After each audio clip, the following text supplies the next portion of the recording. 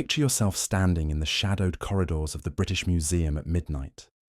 The security guards have gone home, the tourists are long departed, and you hold the keys to the most restricted vault in the building.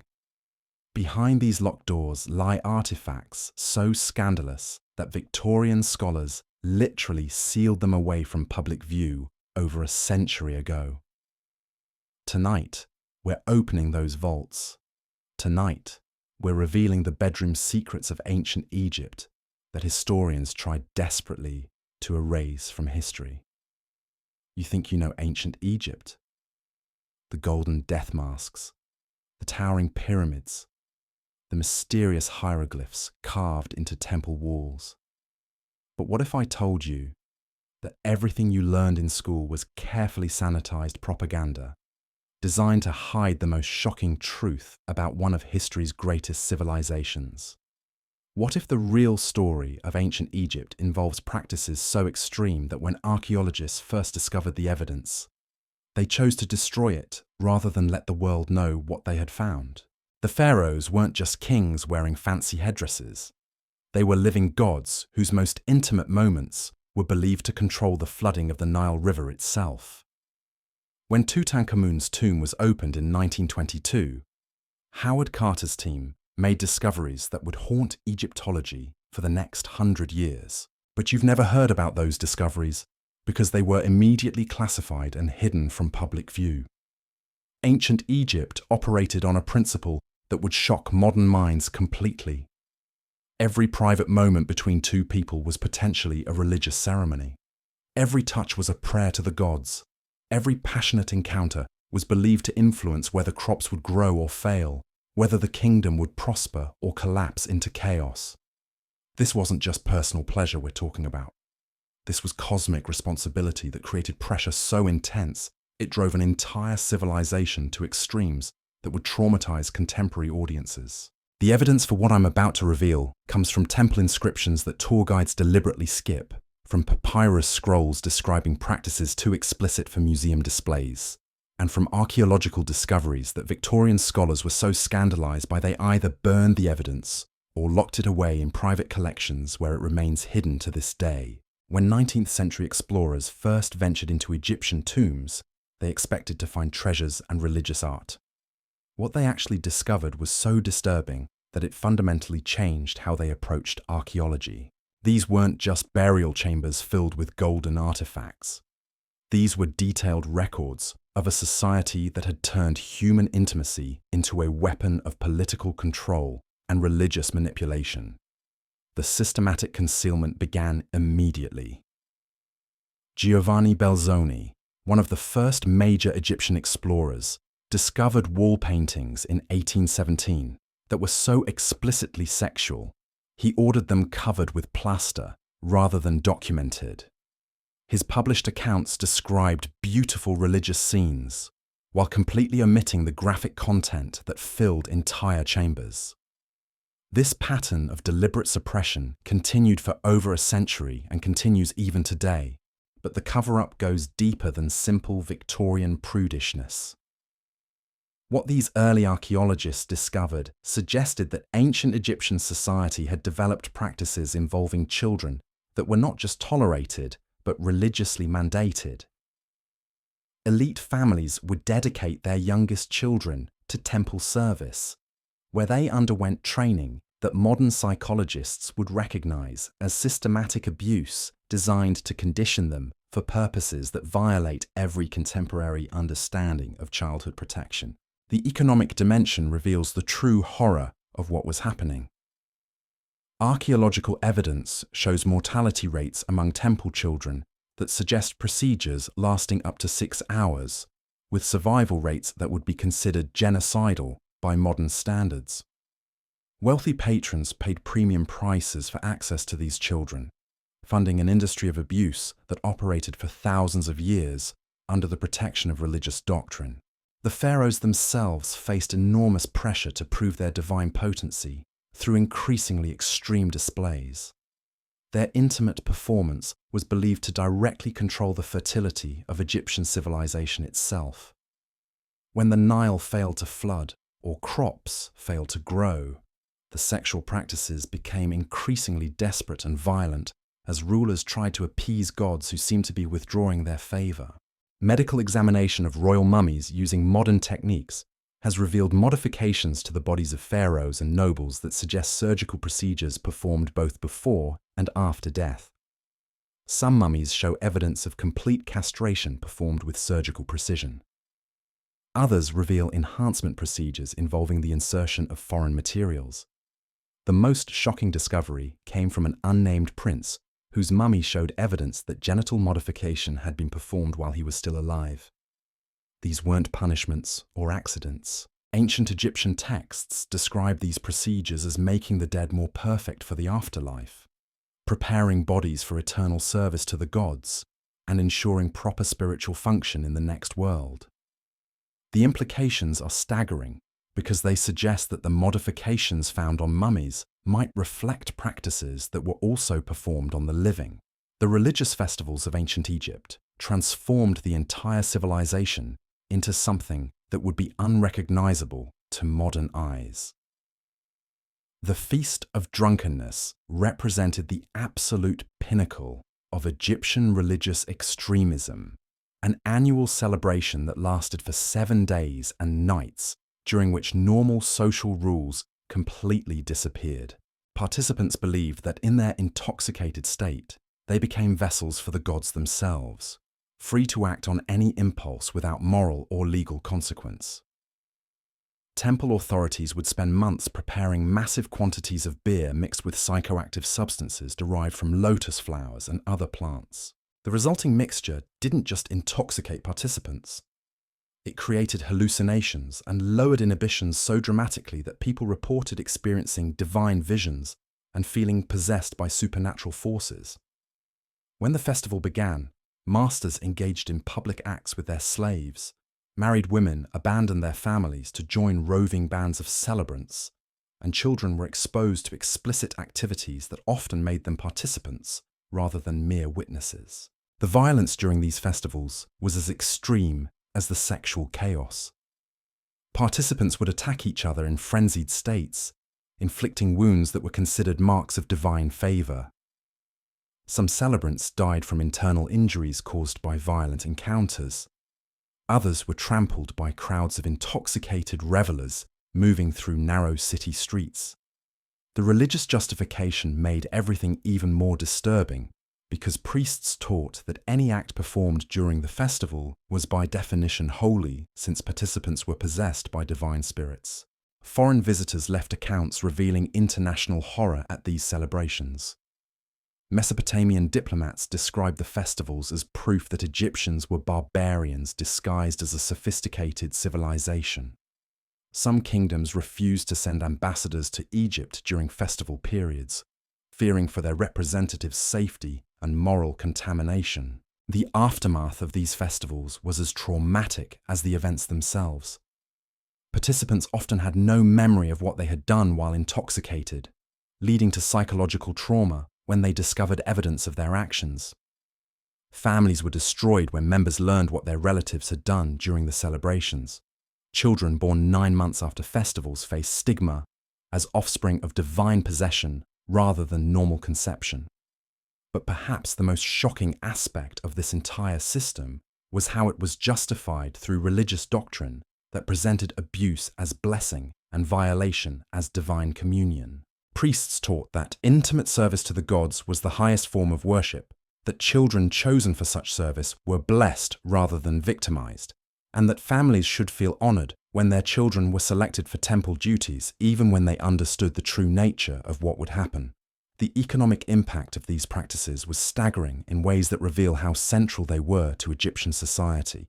Entire cities would shut down for weeks, while populations engaged in religious celebrations that brought all agricultural work, trade, and government functions to a complete halt.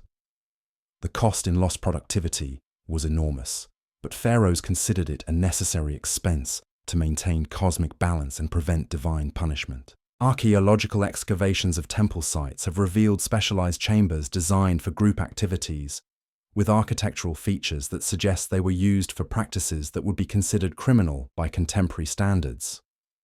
The physical evidence matches the disturbing accounts left by ancient writers who witnessed these events firsthand.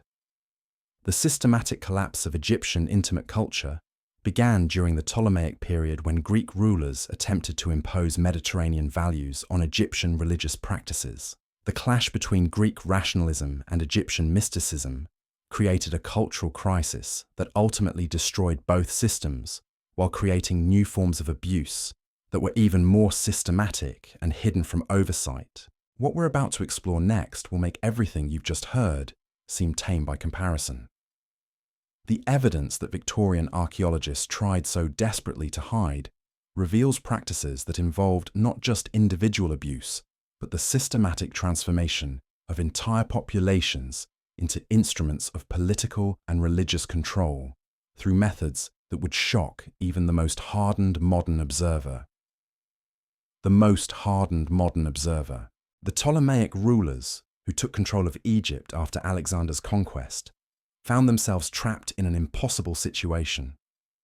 These Greek monarchs needed to maintain legitimacy with their Egyptian subjects, which meant participating in religious festivals that horrified their Mediterranean sensibilities. Cleopatra I attempted to modify the most extreme celebrations, reducing their duration and imposing limits on the public displays that scandalized foreign visitors. But these reforms triggered a religious crisis that threatened to tear Egyptian society apart. The priests argued that any modification to sacred traditions would anger the gods and bring cosmic disaster upon the kingdom. They pointed to natural catastrophes, military defeats, and economic problems as evidence that divine forces were already displeased with foreign interference in their most sacred rituals. The crisis reached its peak during the reign of Cleopatra III, who faced the impossible task of satisfying both Egyptian religious expectations and Roman political demands. Roman observers were scandalized by what they witnessed in Egyptian temples, viewing these practices as evidence of barbarism and moral decay. Yet Egyptian priests threatened open rebellion if their traditional festivals were abandoned entirely. Cleopatra's solution created a culture of hypocrisy that satisfied no one. She established private versions of the festivals for Egyptian religious leaders while presenting a sanitized public face to Roman audiences. This compromise undermined both Egyptian religious authority and Roman political control, creating a system where the most extreme practices were driven underground rather than eliminated. The abuse of children became even more systematic during this period, as desperate rulers tried to prove their devotion to Egyptian traditions while hiding evidence from Roman oversight. Temple children were trafficked in larger numbers, their exploitation conducted in secret chambers that Roman officials were forbidden to enter. The psychological toll on Egyptian society was enormous, as generations had been raised in a system that normalized religious extremism as divine service. When external pressure forced changes to these practices, many Egyptians experienced what modern psychologists would recognize as cultural trauma. They had lost not just religious traditions, but their entire framework for understanding the relationship between human behavior and divine favor. The result was a society caught between abandoning practices that define their identity and maintaining traditions that the wider world increasingly viewed as barbaric. The final collapse came with the Roman conquest in 30 BCE. Augustus Caesar was horrified by what his forces discovered in Egyptian temples and immediately ordered the complete suppression of these religious practices. Roman soldiers systematically destroyed explicit artwork, burned religious texts, and executed priests who refused to abandon traditional ceremonies. But the Romans didn't just suppress Egyptian practices. They embarked on a campaign of systematic erasure designed to eliminate all evidence that such traditions had ever existed. Temples were stripped of their most explicit decorations. Papyrus scrolls describing intimate rituals were collected and burned in massive bonfires. Even architectural features designed specifically for religious activities were destroyed or deliberately hidden from view. The children who had been trapped in this system faced a particularly tragic fate. Many had been so thoroughly conditioned for temple service that they couldn't adapt to normal life when the system collapsed. Roman records describe former temple children who chose death rather than face a world where their only perceived value had been eliminated overnight. The survivors carried trauma that affected Egyptian society for generations. The systematic conditioning had created patterns of behavior and belief that couldn't be easily erased by political conquest. Roman governors reported ongoing problems with underground cults, trafficking networks, and religious movements that attempted to restore traditional practices in secret. Archaeological evidence from this transitional period reveals the desperate measures taken by those trying to preserve their traditions. Hidden chambers have been discovered beneath temple foundations, containing artifacts and inscriptions that suggest clandestine continuation of banned practices. Some of these secret spaces show evidence of use decades after the official Roman prohibition, indicating that the suppression was never as complete as authorities believed. The systematic concealment that began with Roman suppression continued and intensified when Victorian archaeologists encountered the physical evidence centuries later. These 19th century scholars faced a cultural crisis that fundamentally shaped how Egyptology would develop as a discipline. Their moral sensibilities simply couldn't process what the archaeological record clearly demonstrated about ancient Egyptian society. The pattern of suppression became institutionalized throughout the Victorian era. Auguste Mariette, the founder of the Egyptian Antiquities Service, maintained private collections of explicit artifacts that were never displayed publicly. When the Egyptian Museum in Cairo was established, entire categories of discoveries were relegated to restricted storage areas accessible only to male scholars who signed confidentiality agreements. The suppression extended far beyond simple imagery. Victorian translators routinely edited intimate content out of ancient texts, replacing explicit descriptions with euphemistic phrases or simply omitting entire passages from published translations. The famous Ebers Papyrus, one of the most important medical texts from ancient Egypt, contained over 40 sections dealing with intimate practices that weren't translated until the 1970s. Perhaps most shocking was the systematic destruction of evidence by respected archaeologists. Flinders Petrie, one of the founding fathers of scientific archaeology, openly admitted in his private journals to destroying artifacts he considered too obscene for public consumption. He described burning papyrus scrolls, smashing statues, and deliberately damaging wall paintings that depicted activities he couldn't bring himself to document. The cover-up extended to academic institutions across Europe and America. Universities refused to fund research into Egyptian intimate practices, considering such topics inappropriate for scholarly study. Students who showed interest in these areas were actively discouraged or expelled from their programs.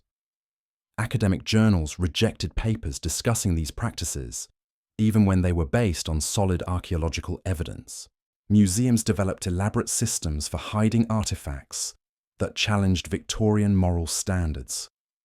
The British Museum alone maintains over 2,000 suppressed Egyptian artifacts in restricted storage areas, labelled only as miscellaneous pottery or decorative objects to discourage casual inquiry. Visitors who specifically request to view these items face bureaucratic obstacles designed to prevent access except for the most persistent researchers. Even today, this Victorian legacy continues to shape public understanding of ancient Egyptian civilization. Popular documentaries and museum exhibitions focus exclusively on political history, architectural achievements, and sanitized religious beliefs, while completely ignoring the intimate practices that were central to Egyptian culture for 3 millennia. The result is a sanitized version of history that bears little resemblance to the complex and often disturbing reality of ancient Egyptian life. This ongoing concealment has created massive gaps in public knowledge about human behavior, religious practices, and social organization in one of history's most influential civilizations. The Metropolitan Museum of Art in New York maintained similar restrictions on Egyptian artifacts. Their galleries displayed digitally altered versions of tomb paintings, with explicit content either covered or completely removed. The original artwork remains in climate-controlled storage, accessible only to researchers who can demonstrate legitimate academic need and agree to strict confidentiality requirements that effectively prevent public disclosure. Recent discoveries continue to be suppressed using these same Victorian-era protocols. As recently as 2019, the Louvre was discovered hiding newly found papyrus documents from public view. Even Wikipedia articles about these topics are mysteriously locked from editing, preventing the public from accessing information that challenges the sanitized narrative of ancient Egyptian civilization. The systematic concealment reveals how modern institutions continue to prioritize moral comfort over historical accuracy. The evidence exists in museum basements and restricted archives around the world, but accessing it requires navigating bureaucratic mazes designed to discourage all but the most determined investigators. What emerges from the fragments of evidence that have survived both ancient Roman suppression and modern Victorian concealment is a picture of a civilization that developed practices so extreme they challenge every contemporary assumption about ancient societies.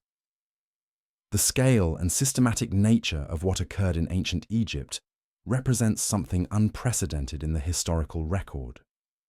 The religious justification that underpinned these practices created a framework where the most horrific acts were transformed into sacred duties. Children weren't being exploited, but blessed. Violence wasn't criminal, but divine communion. Systematic abuse wasn't cruelty, but the highest form of worship available to mortal beings seeking connection with cosmic forces. This transformation of horror into holiness reveals how religious authority can be manipulated to justify practices that would otherwise be universally condemned. The Egyptian system created a complete inversion of normal moral categories, where suffering became blessing and violation became purification. The evidence suggests that this wasn't a corruption of Egyptian religion, but rather its logical conclusion.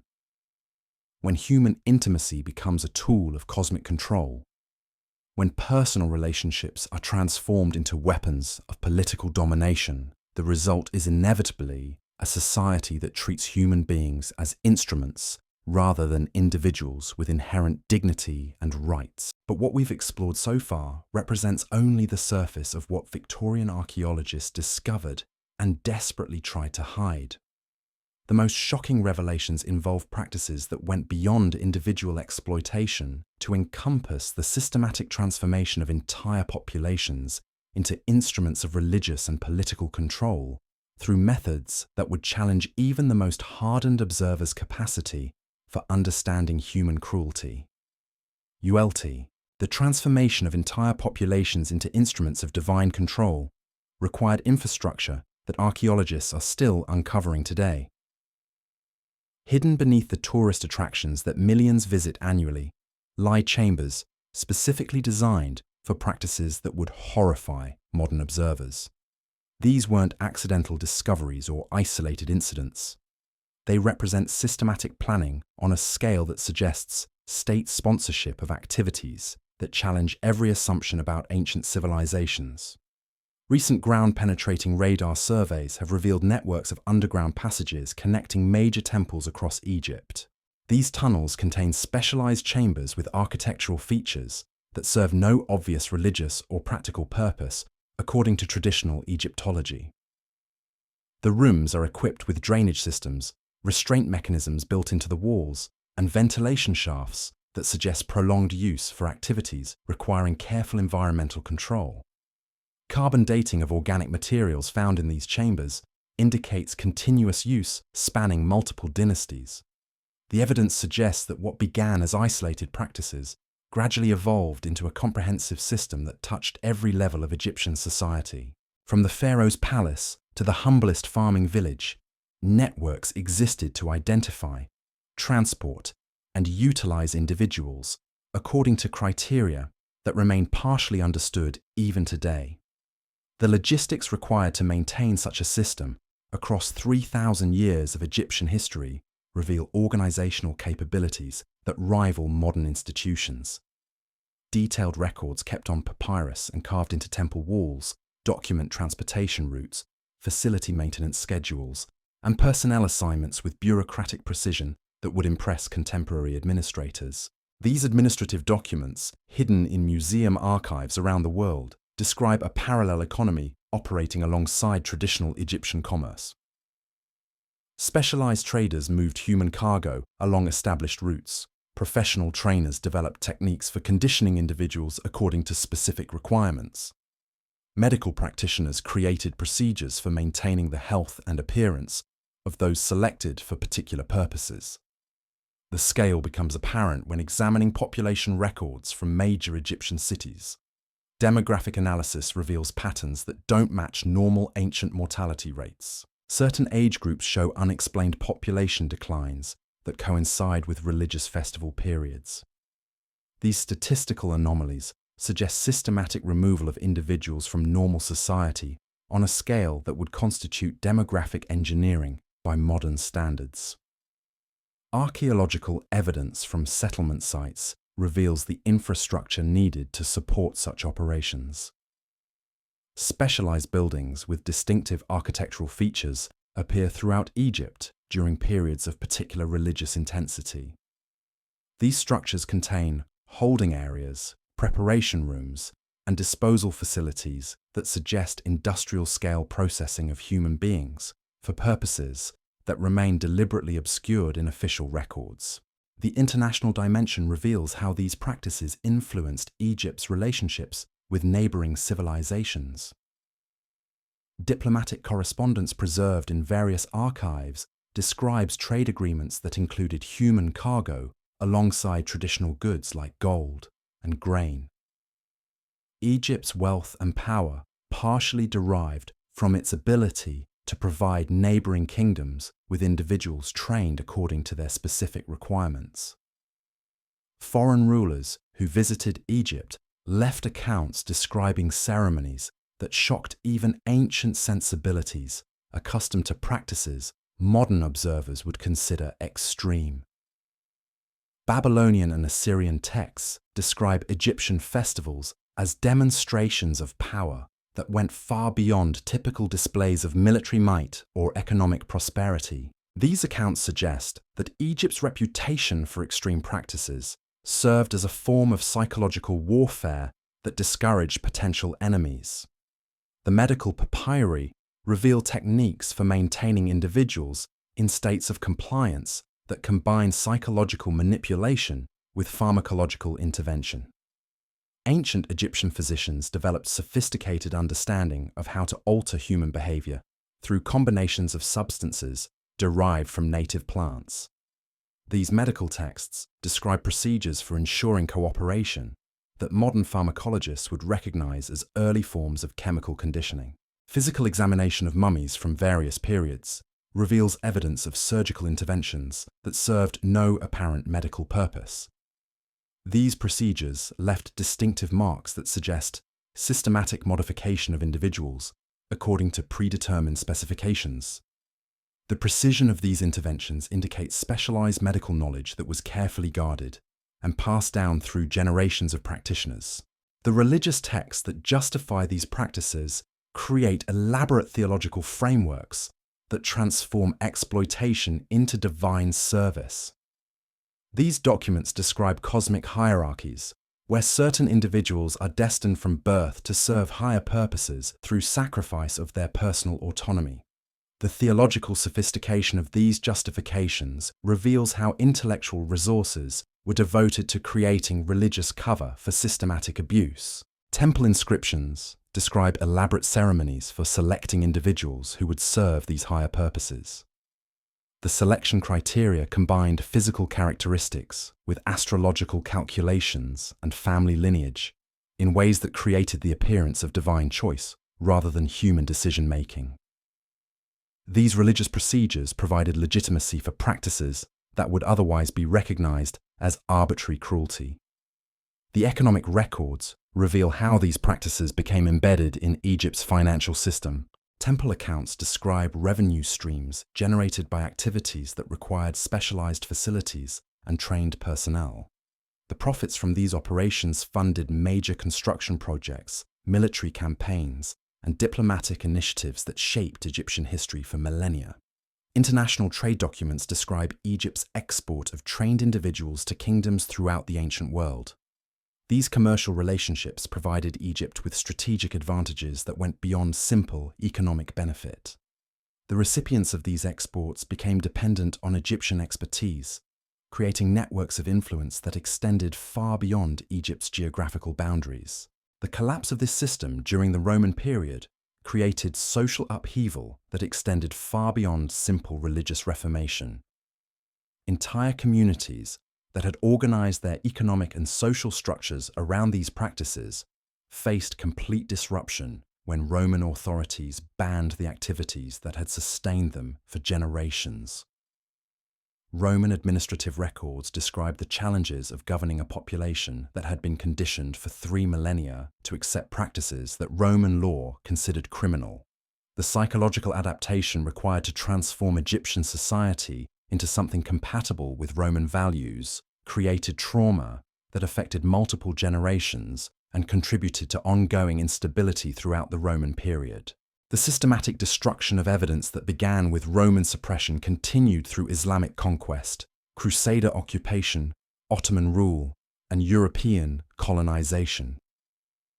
Each successive governing authority found aspects of Egyptian history that challenged their moral frameworks and took steps to eliminate evidence that might undermine their legitimacy or challenge their worldview.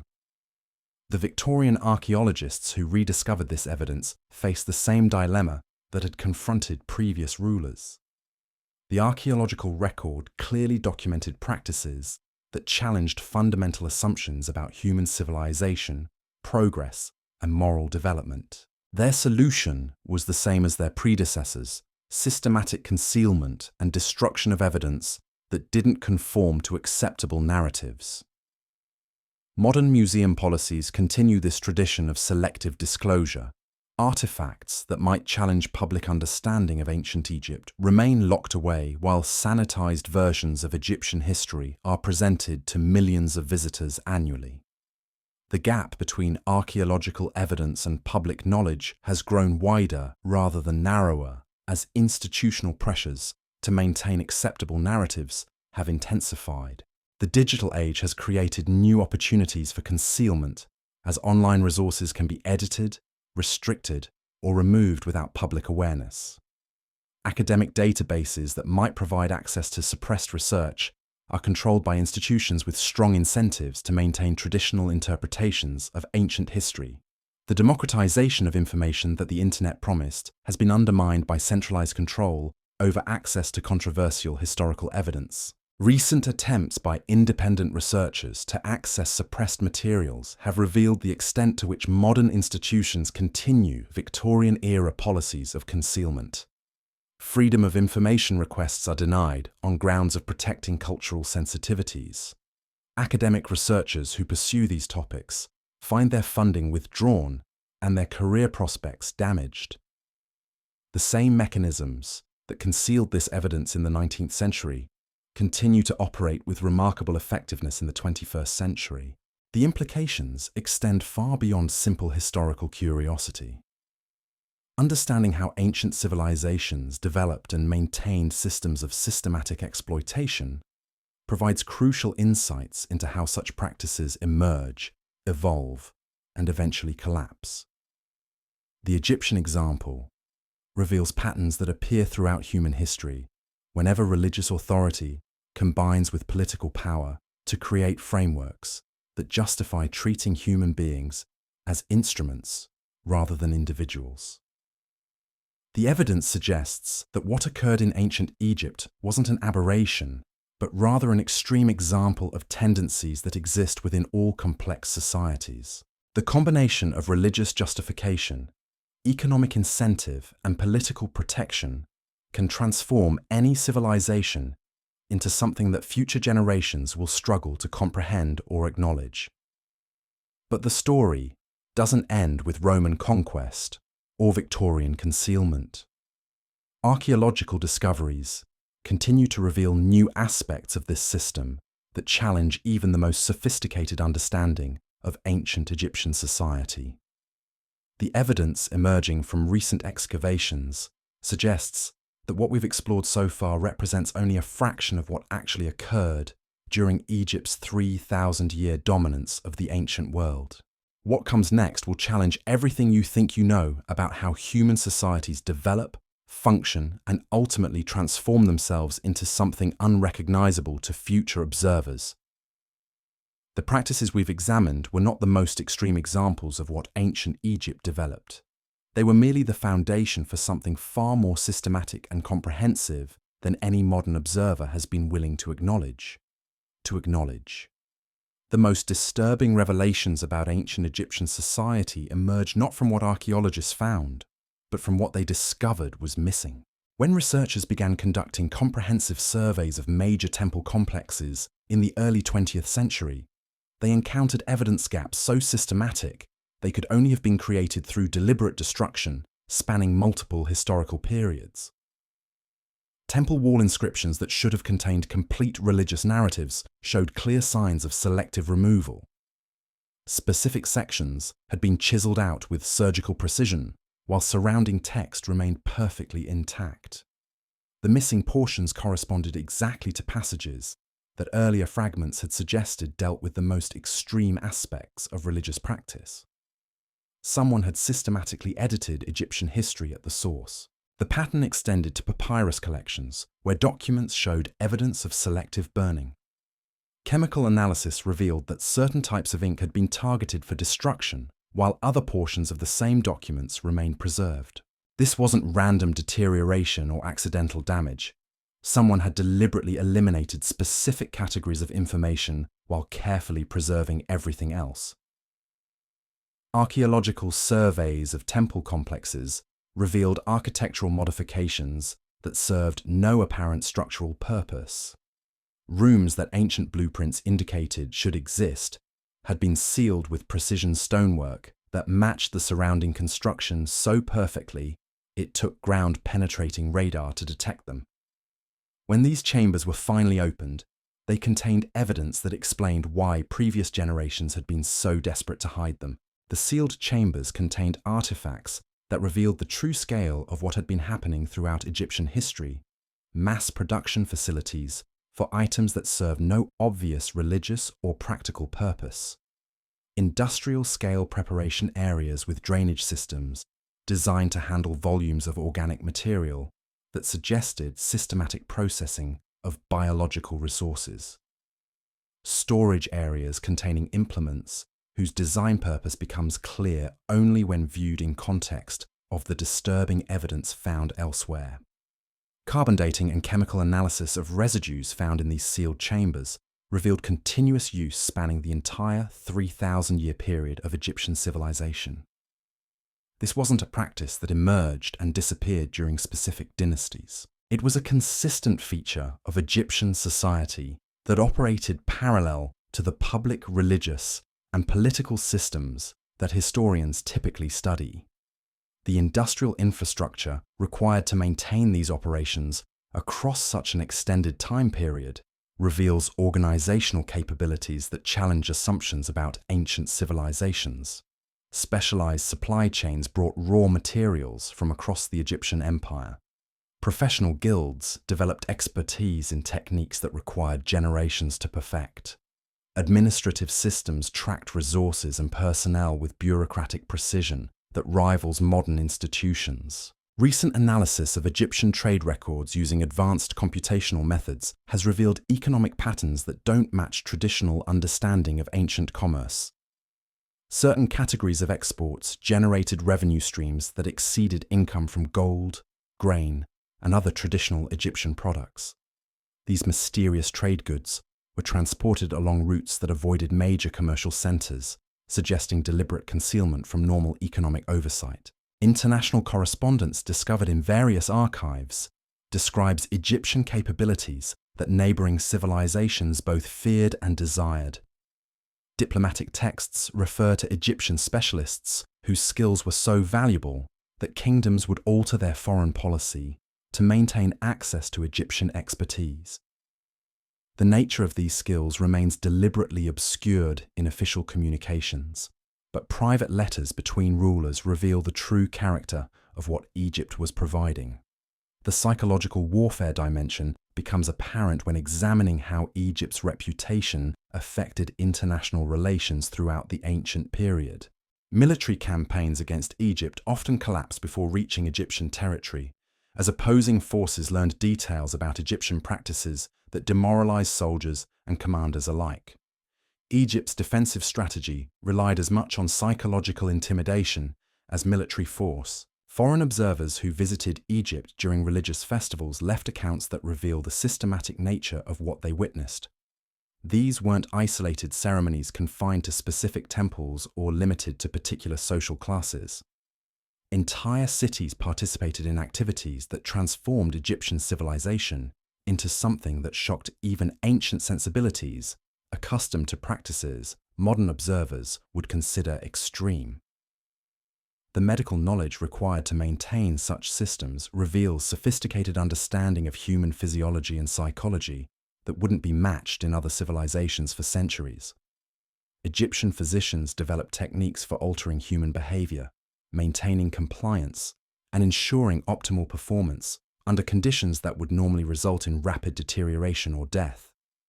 This medical expertise became one of Egypt's most valuable exports.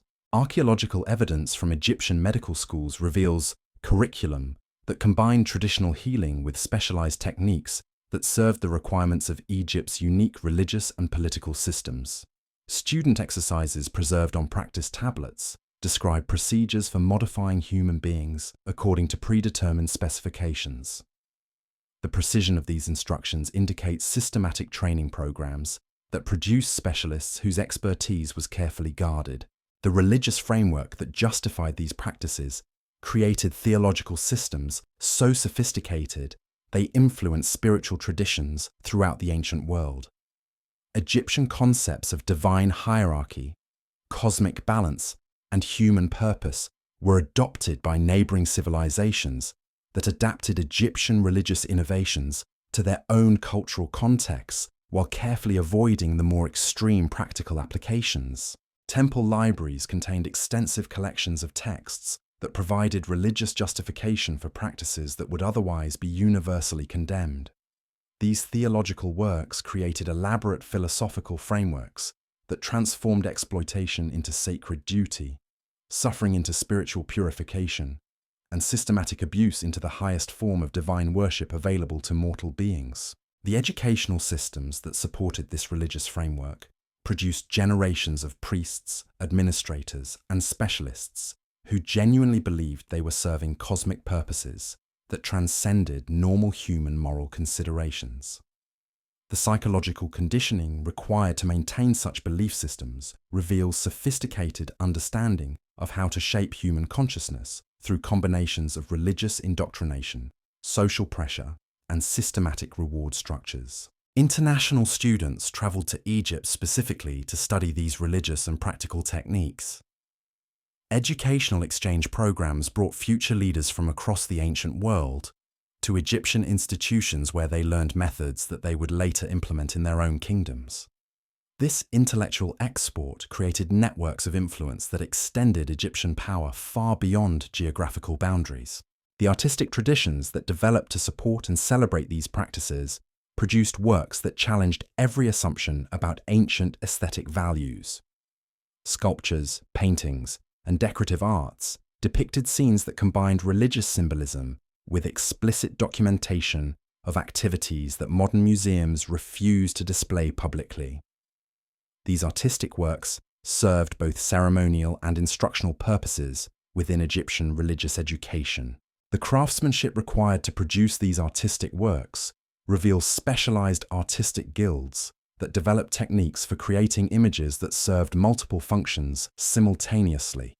Religious symbolism combined with practical instruction created artistic traditions that influenced aesthetic development throughout the ancient Mediterranean, while carefully concealing their true purpose from uninitiated observers. Archaeological analysis of artist workshops reveals production methods that combine traditional Egyptian artistic techniques with specialized knowledge required to accurately depict activities that most artists would never have witnessed directly.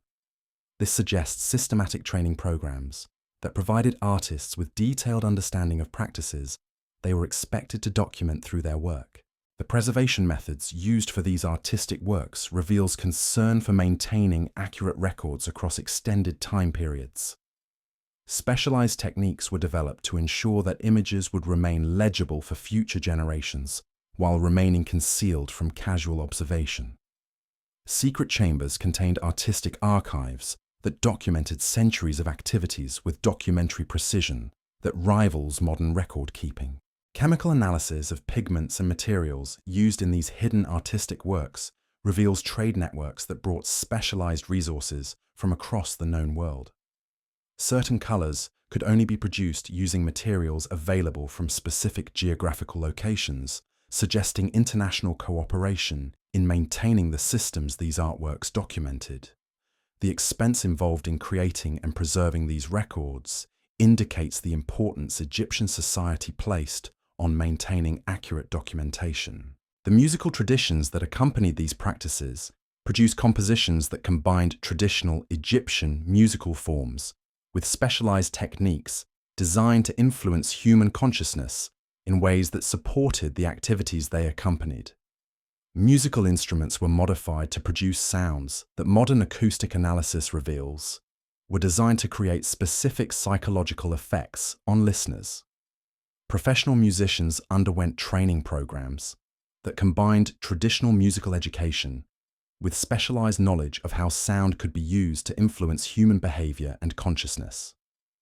Musical compositions were created according to precise specifications that took into account the psychological requirements of the activities they were designed to support. The theatrical traditions that emerged from these practices produced dramatic performances that combined entertainment with religious instruction and practical demonstration. These performances served educational functions within Egyptian society, while providing cover for activities that might otherwise attract unwanted attention from foreign observers or domestic critics. Professional performers developed specialized skills that combined traditional Egyptian dramatic techniques with abilities that served the unique requirements of Egyptian religious and political systems.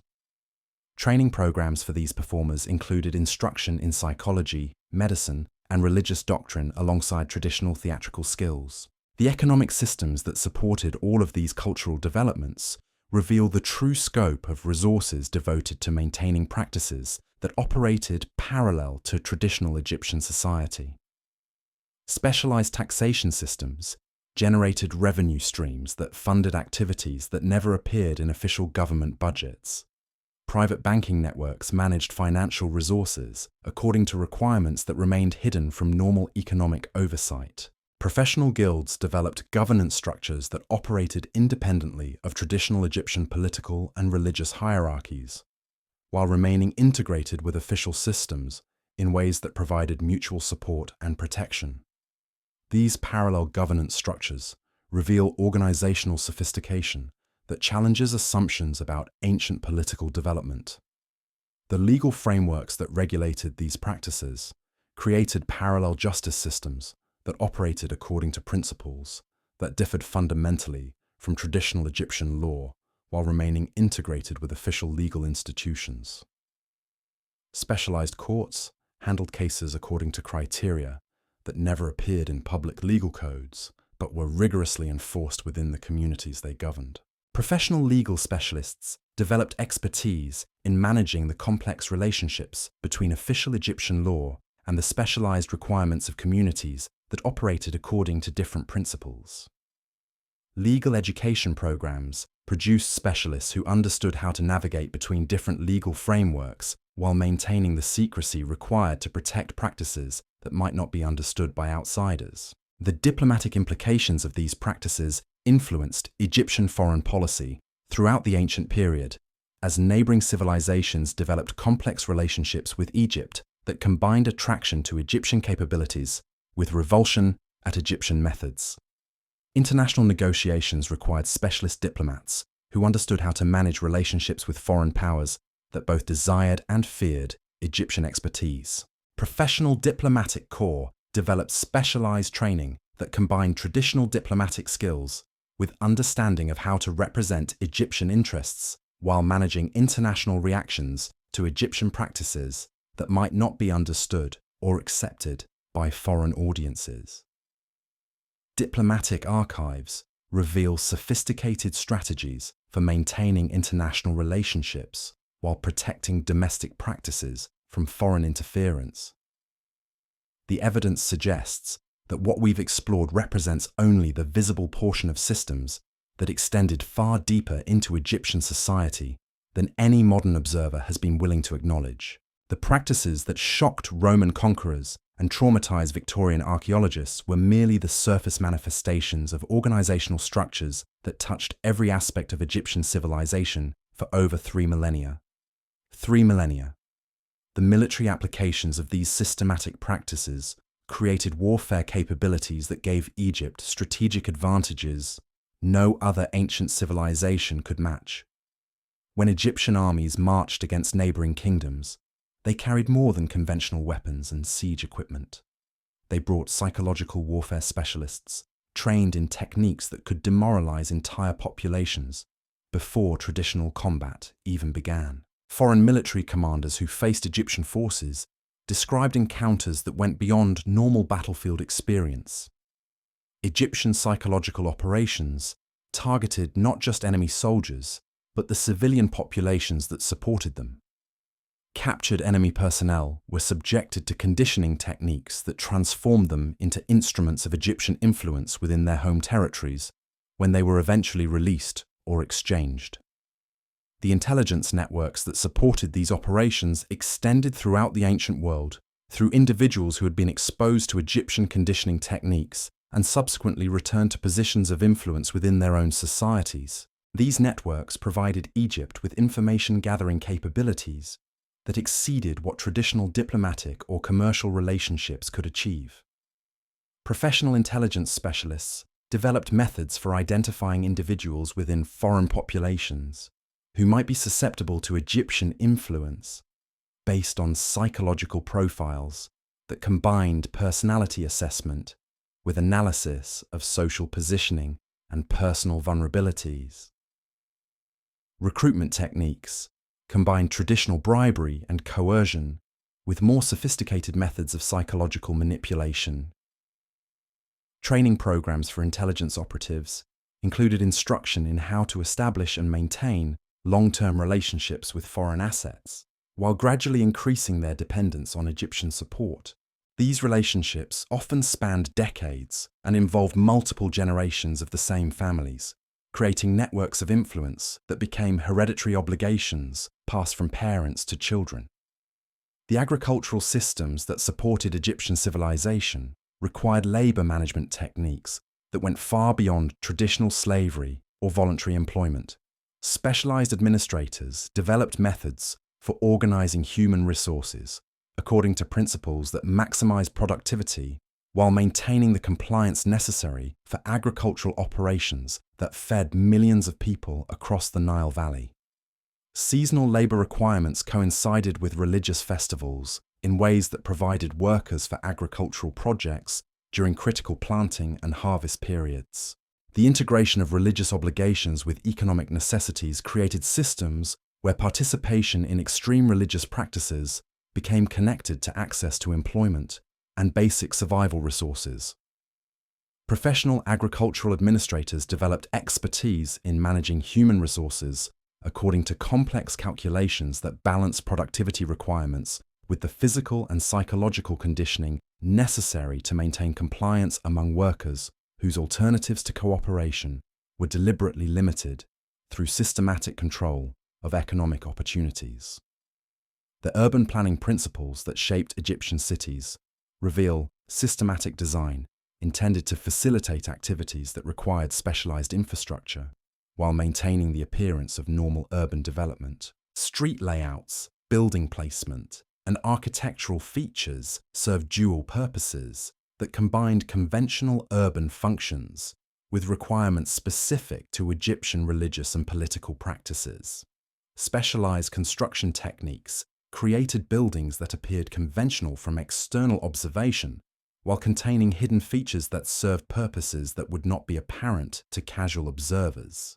Archaeological analysis reveals that major Egyptian cities contained far more specialized infrastructure than traditional urban planning would require. Professional urban planners developed expertise in designing cities that could accommodate large-scale religious festivals, while maintaining the logistical capabilities necessary for activities that required careful coordination of transportation, security, and resource management. Urban infrastructure included features that served no apparent conventional purpose, but were essential for Egyptian religious and political operations. The transportation networks that connected Egyptian cities and provinces included specialized routes that bypassed normal commercial pathways, while maintaining connections between facilities that required discrete movement of personnel and materials. These transportation systems operated parallel to conventional Egyptian commerce while remaining integrated with official infrastructure. Professional transportation specialists developed expertise in moving sensitive cargo according to schedules that coordinated with religious festivals and political events, while avoiding detection by foreign observers or domestic populations who might not understand the true nature of what was being transported. Transportation security included measures that went far beyond protection against conventional theft or military attack. The communication systems that coordinated these complex operations across vast geographical distances revealed technological capabilities that exceeded what traditional ancient communication methods could achieve. Specialized signaling techniques combined conventional messenger services with methods that ensured secure transmission of sensitive information between widely separated facilities. Professional communication specialists developed codes and protocols that protected sensitive information while enabling coordination of activities that required precise timing across multiple locations. Communication security included methods for detecting and preventing foreign intelligence gathering while maintaining the rapid information flow necessary for managing complex operations. The financial systems that supported all of these activities operated through banking networks that managed resources according to accounting principles that never appeared in official Egyptian financial records. Specialized banking techniques enabled resource allocation for activities that required significant investment while maintaining secrecy about the true nature of what was being funded. Professional financial administrators developed expertise in managing economic relationships that combined legitimate commercial activities with funding streams that supported activities requiring specialized facilities, trained personnel, and expensive materials. Financial security included methods for preventing foreign economic intelligence gathering while maintaining access to international markets. The manufacturing capabilities that produce specialized equipment and materials for these operations reveal industrial development that exceeded what conventional ancient manufacturing could achieve. Specialized production techniques created items that served purposes requiring precision engineering and sophisticated material science, while maintaining the appearance of conventional Egyptian craftsmanship. Professional manufacturers developed expertise in producing items according to specifications that combined traditional Egyptian craftsmanship with innovations that served requirements specific to Egyptian religious and political practices. Manufacturing security included methods for protecting trade secrets, while maintaining quality control across multiple production facilities. The medical capabilities that supported these systems reveal scientific knowledge that wouldn't be matched by other civilizations for centuries. Specialized medical techniques combined traditional Egyptian healing with innovations that served the unique physiological and psychological requirements of individuals subjected to extreme physical and emotional stress over extended time periods. Professional medical specialists developed expertise in maintaining human health under conditions that would normally result in rapid deterioration or death. Medical innovations included pharmaceutical techniques that used combinations of substances derived from plants available throughout the Egyptian Empire to achieve specific physiological and psychological effects. The veterinary knowledge that supported these operations reveals understanding of animal behavior and physiology that enabled the use of animals in ways that went beyond conventional ancient applications.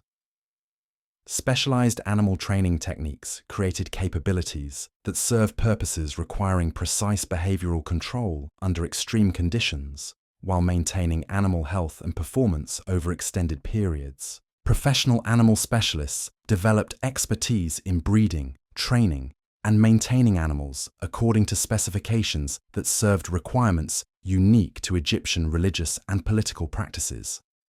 Animal management included techniques for ensuring optimal performance while preventing behavior that might interfere with complex coordinated activities involving both human and animal participants. The botanical knowledge that supported Egyptian pharmaceutical capabilities reveals scientific understanding of plant properties that enabled the production of substances with precise physiological and psychological effects. Specialized cultivation techniques produce plants according to specifications that maximize desired properties while maintaining sustainable production across multiple growing regions. Professional botanical specialists developed expertise in identifying, cultivating, and processing plants according to requirements that served the unique needs of Egyptian religious and political systems.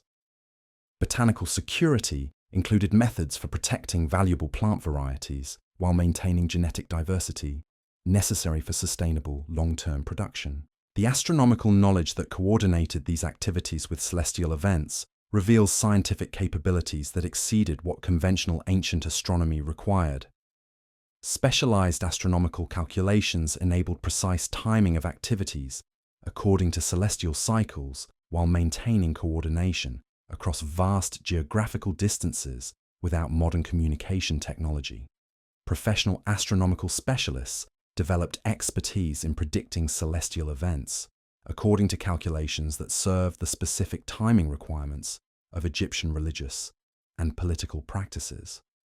Astronomical knowledge included understanding of how celestial cycles influenced human behavior and physiology in ways that could be utilized for practical applications. The geological knowledge that supported Egyptian mining and construction operations reveals understanding of earth sciences that enabled location and extraction of materials that served specialized requirements while maintaining sustainable resource extraction over centuries of continuous operation. Specialized geological techniques identified deposits of materials that possessed properties required for Egyptian religious and political applications. Professional geological specialists developed expertise in locating and extracting materials according to specifications that combined conventional construction and manufacturing requirements with needs specific to Egyptian religious and political practices. Geological knowledge included understanding of how different materials affected human physiology and psychology in ways that served practical applications. The mathematical knowledge that coordinated all of these complex systems reveals computational capabilities that enabled precise resource allocation, scheduling, and coordination across operations involving thousands of personnel and multiple facilities over extended time periods. Specialized mathematical techniques enabled calculations that served requirements far exceeding conventional ancient mathematical applications. Professional mathematical specialists developed expertise in performing calculations according to requirements that served the unique organizational needs of Egyptian religious and political systems. Mathematical knowledge included understanding of statistical principles that enabled prediction and control of human behavior under conditions that required precise coordination of individual actions within large group activities. The evidence suggests that Egyptian civilization developed capabilities that represented a form of applied science that wouldn't be matched until the modern era. The systematic integration of knowledge from multiple disciplines created technological capabilities that served purposes that challenged the moral frameworks of every subsequent civilization that encountered the archaeological evidence. But what we've explored still represents only the organizational infrastructure that supported the actual practices that so horrified Roman conquerors and Victorian archaeologists. The true nature of what occurred within this sophisticated system reveals applications of human knowledge that push the boundaries of what any civilization has been willing to acknowledge about the potential for systematic manipulation of human consciousness and behavior. The evidence emerging from continued archaeological investigations suggests that Egyptian achievements in mathematics, astronomy, medicine, and engineering weren't pursued for their own sake, but rather to serve applications that required unprecedented precision in the control of human experience across every dimension of consciousness and physical existence. The systematic application of this knowledge created what can only be described as the world's first industrial complex dedicated to the manipulation of human consciousness on a scale that defies comprehension.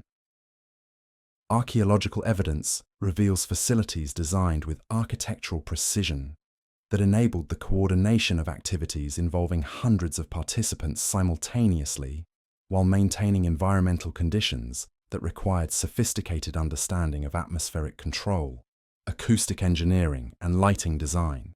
Professional facility operators developed expertise in managing complex operations that required precise timing of multiple coordinated activities while maintaining security protocols that prevented unauthorized observation or interference from individuals not specifically trained for participation.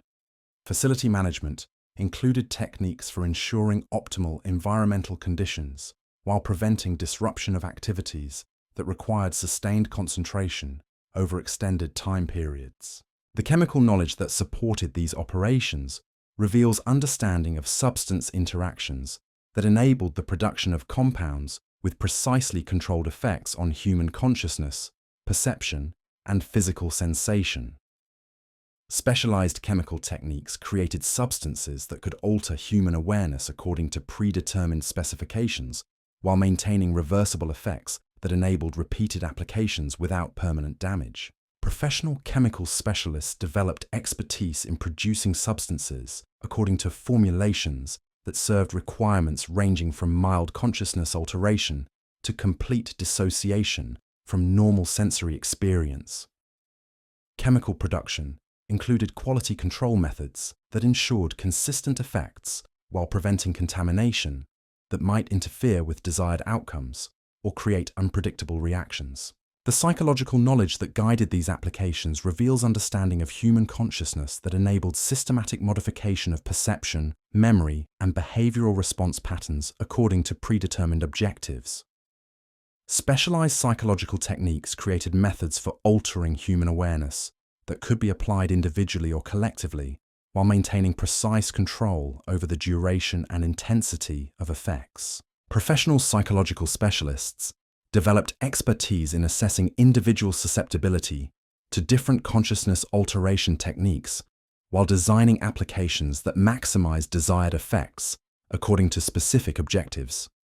Psychological assessment included methods for predicting individual responses while preventing adverse reactions that might interfere with coordinated group activities. The architectural knowledge that created the physical environments for these applications reveals understanding of how spatial design influences human consciousness and behavior in ways that could be utilized to enhance the effectiveness of consciousness alteration techniques.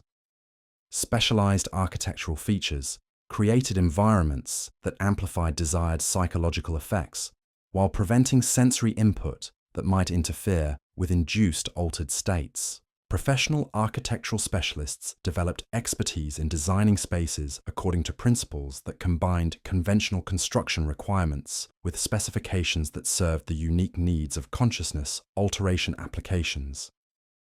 Architectural design included features that optimized acoustic properties, lighting conditions, and spatial relationships while maintaining structural integrity under conditions that placed unusual demands on building materials. The acoustic knowledge that supported these operations reveals understanding of how sound affects human consciousness that enabled the production of audio environments designed to enhance consciousness alteration while maintaining precise control over psychological and physiological responses.